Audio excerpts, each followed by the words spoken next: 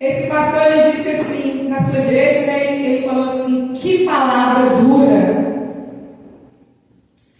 Mas eu queria dizer para a igreja, o pastor dizendo, mas eu queria dizer para a igreja que o primeiro a se servir dessa palavra é o que serve.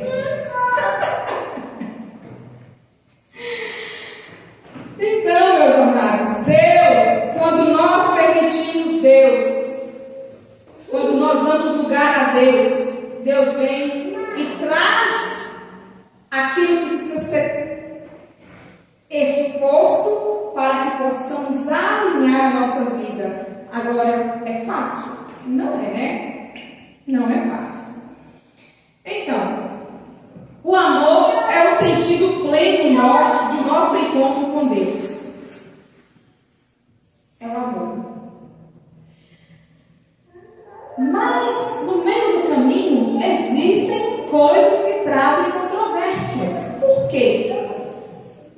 Porque situações vão acontecer, palavras vão ser ditas, ações e atitudes de pessoas vão surgir, e tantas outras coisas que vai fazer com que o meu olhar, vou falar de mim, vai fazer com que o meu olhar se volte para o ser humano e não para o que está por trás do ser humano trabalhando e usando aquela vida. E é onde que a gente muitas vezes, como cristãos, estamos guerreando errado. Guerreando contra pessoas, nos levantando contra pessoas, contra instituições, certo? Quando na verdade deveríamos estar guerreando contra os principados, potestades, os dominadores deste mundo tenebroso, contra, o diabo e os seus demônios que atuam por trás das pessoas, que influenciam as pessoas, que atuam através das pessoas, porque as pessoas são instrumentos do inimigo? São. Mas a Bíblia diz que a minha luta não é contra carne e sangue, mas contra principados e dominadores deste mundo tenebroso. Mas no meio da história toda, eu erro algo e começo a guerrear contra o meu semelhante. E o que a palavra do Senhor está dizendo para nós aqui? Se alguém diz, eu amo a Deus e odeia seu irmão, é mentiroso. Pois quem não ama seu irmão, a qual viu, como pode amar a Deus a quem não vê?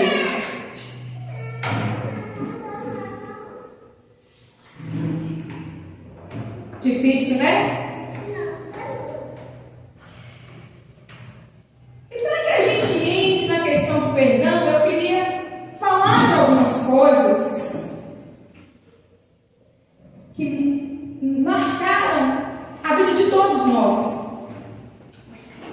E esses acontecimentos, essas vivências, elas trouxeram para nós alguns bloqueios, algumas dificuldades, criaram fortalezas em nossas mentes muitas vezes, criaram sofismas e coisas do tipo. Por exemplo, a matéria é extensa, a gente tem que começar do começo, nem que a gente faça de 2 vezes. Infelizmente, a palavra do Senhor diz que nós felizmente a palavra do Senhor diz que nós temos que amar a Deus, mas infelizmente nós temos dificuldade, porque a primeira dificuldade que nós encontramos é aquela figura que representa o Pai Celestial na nossa vida. Quem é que representa o Pai Celestial na nossa vida? A primeira autoridade que representa o Pai Celestial na nossa vida são os nossos pais. O Pai de cada um de nós. Os nossos pais terrenos, os nossos pais biológicos. Depois, vem as figuras, de autoridades, as figuras sacerdotais, que também representam a figura do Pai Celestial em nossas vidas, porque são pessoas que estão com uma patente para cuidar de nós, para nos orientar, para nos dar direcionamento, para nos mostrar o caminho. Mas muitas vezes, acho que na maioria dos casos, né, não são todos, nós não tivemos dos nossos pais uma base que nos fizesse ter esse amor puro para com Deus. Muitos pais ficaram muito tempo ausentes de seus lares porque tinham que sair para fora, para outras cidades, para trabalhar e conseguir, né, o sustento para suas famílias. Outros pais não saíam para fora, para outras cidades, porém, passavam seu maior tempo trabalhando, né, nos seus empregos, seja lá ele qual for. Quando chegavam em casa, não sabiam, não aprenderam a ter um contato com os filhos, até, né, dialogar com os filhos, parar, sentar, conversar, perguntar como foi o dia, ter uma convivência de pai. Certo? Então, existem os filhos dos pais ausentes, aqueles que saíram para temporadas fora para trabalhar, filhos que os pais, né, não moravam, né, na mesma casa, os pais divorciados, os filhos que não nem chegaram a conhecer seus pais e tantas outras hipóteses, e os filhos dos pais ausentes, mesmo estando presentes na mesma casa, que foram os pais que não aprenderam com seus pais a dialogar com os filhos, né, a sentar e conversar e perguntar como foi o dia, ter um contato com o filho de paternidade. Então, a maioria de nós crescemos com uma ideia errônea de Deus. E, pior, nós crescemos ouvindo os nossos pais. Se você fizer isso, Deus vai castigar. Se você fizer assim, olha, Deus vai fazer isso. E nós crescemos, muitos de nós crescemos com a ideia que Deus é aquele Senhor de cabelo branco, de barba branca, sentado no trono, com um cajado na mão, para punir. Porque nós só ouvimos falar de Deus, a maioria de nós só ouvimos falar de Deus sobre castigo. Muitos de nós nunca ouvimos dos nossos pais do amor de Deus, do cuidado de Deus, do zelo de Deus. Por quê? Porque eles também não aprenderam sobre isso. E nós também criamos uma ideia errônea de Deus também, dentro dessas situações que fazem parte das nossas vivências. E outra coisa que também, antes de nós aprofundarmos no estudo, que nos traz muita dificuldade para o nosso envolvimento com Deus e o nosso desenvolvimento na nossa vida espiritual, é porque nós colocamos nas pessoas muitas expectativas. Nós olhamos muitas vezes para os pais, para as mães, o patrão, a patroa, o chefe, o prefeito, o vereador, o presidente, o governador. Nós olhamos para figuras de autoridade, líderes, pastores, obreiros. Nós olhamos para figuras que exercem autoridade e nós colocamos muitas vezes, né, a nossa expectativa de algo melhor, de algo bom, de algo perfeito nas pessoas. E quando elas, né, que são falhas como nós, cometem algum erro, a tendência nossa é o quê? Ter uma imagem distorcida de Deus. Certo? nós vamos criando coisas que nos impedem de ter essa comunhão com o Senhor. Mas o versículo está dizendo o quê? O versículo está dizendo que se eu não amar aquele que eu estou ouvindo, eu sou mentirosa. Porque eu não posso amar a Deus se eu não amar as pessoas que eu vejo, aquele com quem eu convivo. E é fácil amar quem pisa no calo, amar pessoas vingativas, amar pessoas birrentas, amar pessoas com N problemas dos seus comportamentos, da sua forma de trato. Não é fácil, mas a Bíblia diz que eu tenho que amar. Se eu não amar essas pessoas, não é suportar, é amar. E o que tudo isso tem a ver com perdão? Tem a ver com essa história toda de perdão. Nós vamos ver, na verdade, que esse versículo, ele coloca a nossa comunhão com Deus baseada na comunhão que nós temos, na capacidade que eu tenho para desenvolver o sentimento de misericórdia ou compaixão para com o semelhante. E esse sentimento, ele não está ligado a nada, é uma escolha. Deus colocou, ele falou assim, olha, está aqui, a regra é essa. Agora eu escolho viver o que a palavra está dizendo ou não. Mas ele condicionou o amar a ele a essa escolha. Então, se eu digo que amo a Deus, eu tenho que automaticamente ter a consciência de que eu preciso fazer essa escolha todos os dias e amar as pessoas que me fazem mal. Amar as pessoas que lembrar que não são elas que fazem mal, mas o inimigo que está atuando através das ações, atitudes, palavras e comportamentos das pessoas. E aí eu vou combater esse inimigo.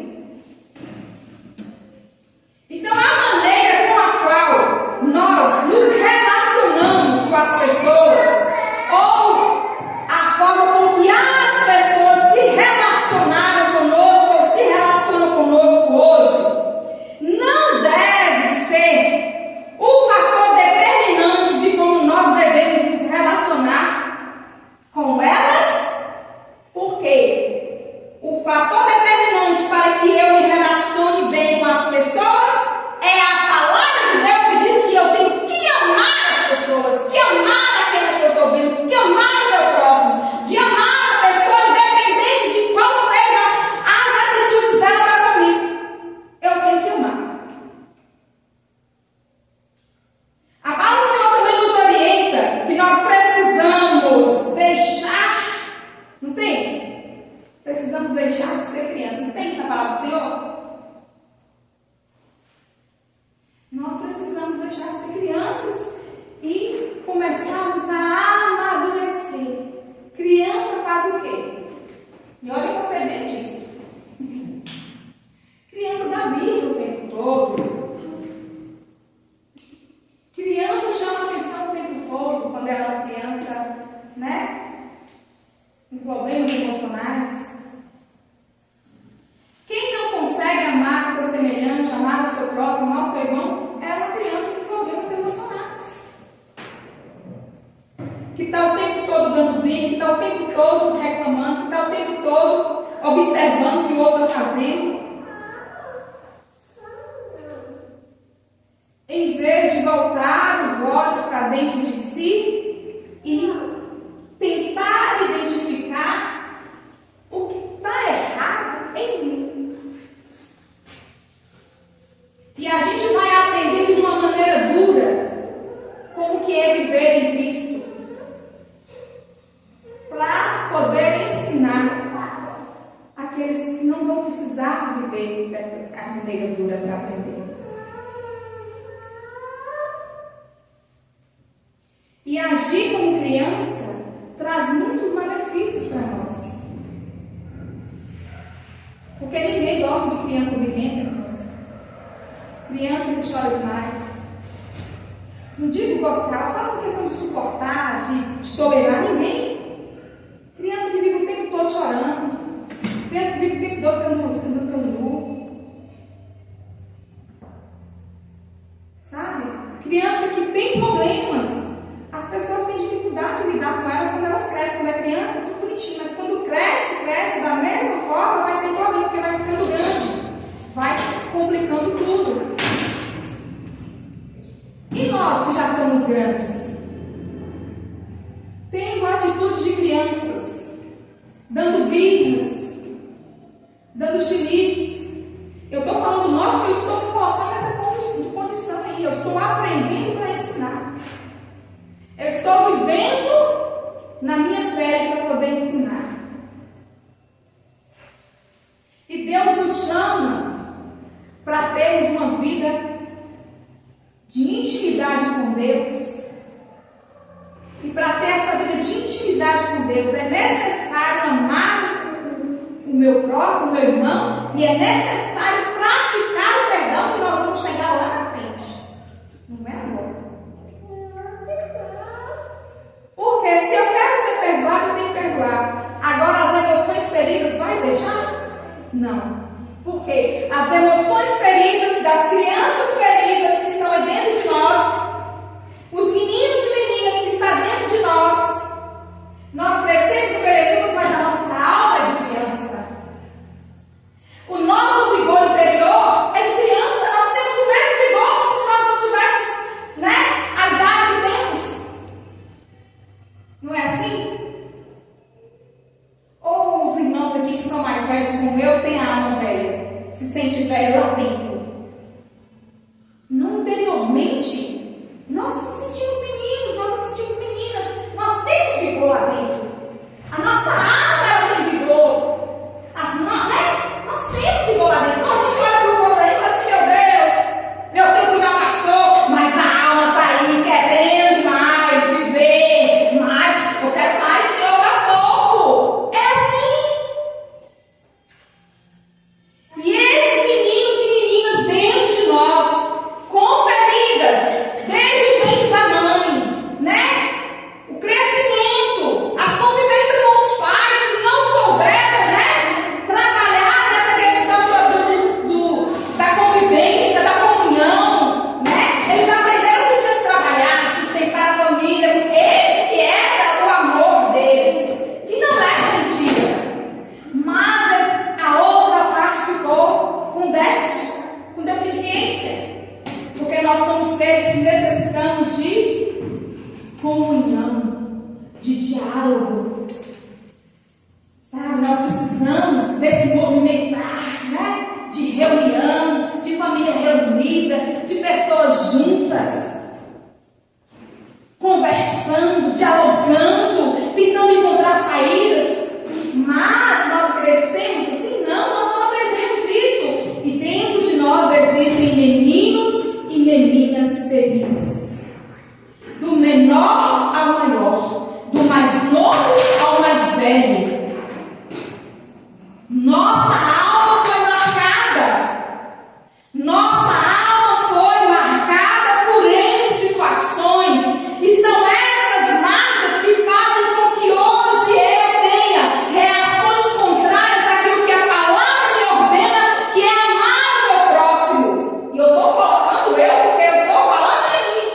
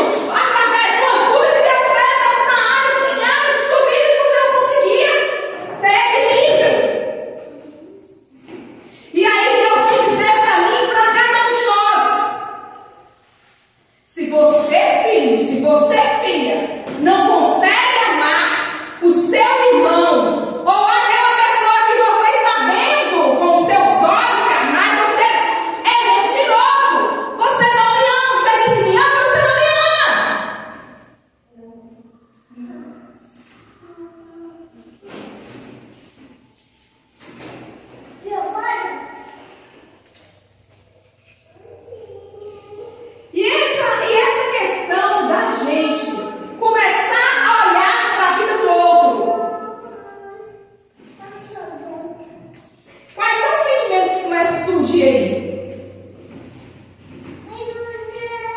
No meio? Não, não estamos falando de clínica, não. Nós estamos falando de creche.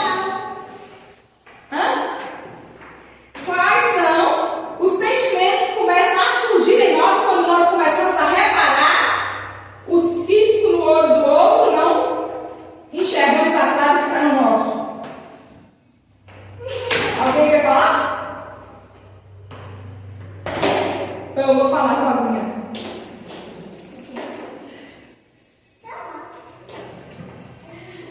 Amados,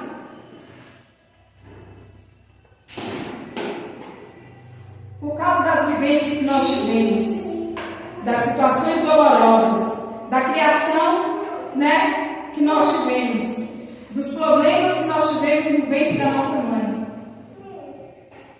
as N situações que nós tivemos desde o nosso crescimento até a nossa vida adulta,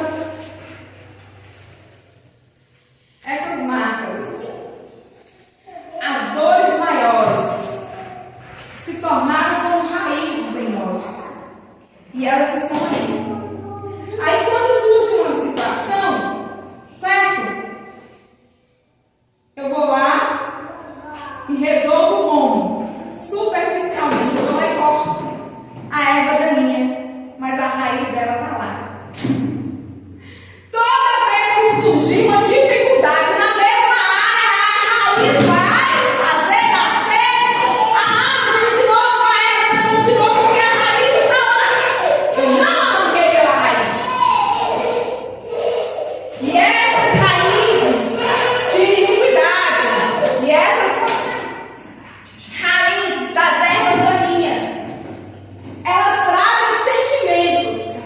E esses sentimentos nos fazem ter reações, nos fazem tomar decisões que nos prejudicam e que prejudicam o nosso semelhante.